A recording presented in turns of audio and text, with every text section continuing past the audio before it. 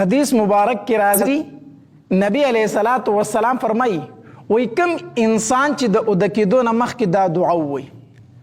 استغفر الله الذي لا اله الا هو الحي القيوم واتوب الیه اسانه دعا ده بالکل اسانه استغفر الله الذي لا اله الا هو الحي القيوم واتوب الیه نبی علیہ الصلوۃ والسلام فرمایي وای دا دعا چې چا د ودکیدو نه مخکې وای لکنه الله تبارک وتعالی به د تمام ګناونه معاف کی اگر چې د سمندر د زګم نیولې نه وي د سمندر د زګم نه د ګناونه دی الله تبارک وتعالی به ورله هغه ګناونه سکی معاف کی یو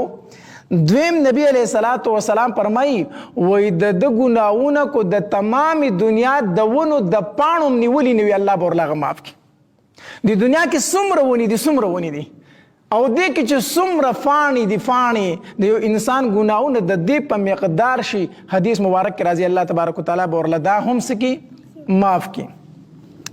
دریم نبی علیہ الصلوۃ والسلام فرمایي وای د ګناونه کو د دنیا د ورځو موافق وي الله تبارک وتعالی به ورله دا معاف کی دنیا د کله نه آباد شوی ده کله به ختميږي کله به قیامت راځي څومره ورځې دي چاته مقدار معلوم دی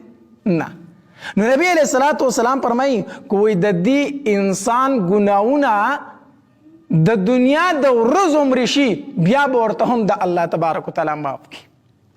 او سلورم نبی علیہ الصلوۃ والسلام یو زیات کو ریګستان چای کی شګ ډېری زیاتې وي نبی علیہ الصلوۃ والسلام فرمایي وای کو د ګناونه د دغه ریګستان کې چې څومره شګ دي او پاغه کې څومره دانی دي داغی شکو چې څومره ذرات دي کو د دې انسان ګناونه داغي موافق شوم بورله الله تبارک وتعالی دا معاف کی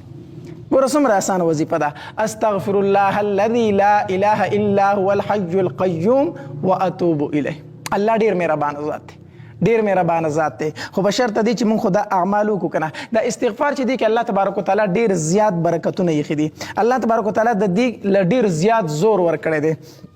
حدیث مبارک کې راځي نبی علیہ الصلوۃ والسلام فرمایي کوئی څوک دا غواړي کنه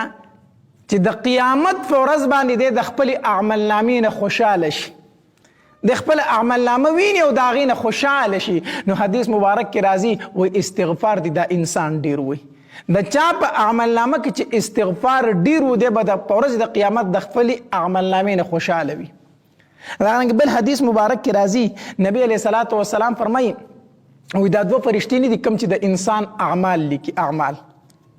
نو چې دا انسان د اعمال بر اسمانونو ته اوسي الله تبارک وتعالی لرا نو چې کله د په عمل نامه کې په اول سر کې استغفار وي او په اخر سر کې استغفار وي اول سر کې استغفار دی او په اخر سر کې استغفار دی الله تبارک وتعالی فرشتو ته وی اے فرشتو د دې دوه استغفار ترمنځ چې کم ګناونه دي انسان کړ دا ول ټول وران کوي ختم کوي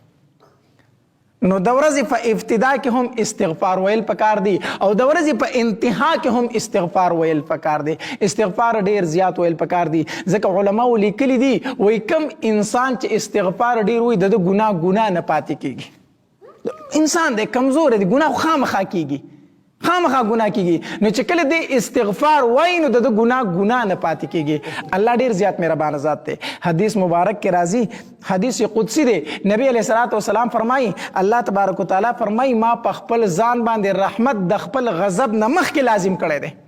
اول زما رحمت ته ورستو زما غضب دی نو الله ډیر مهربان ذات دی نو پکاردار چې موږ د اعمال خپل کو په دې کې زموږ د دنیا فائدې هم دي او د آخرت فائدې هم دي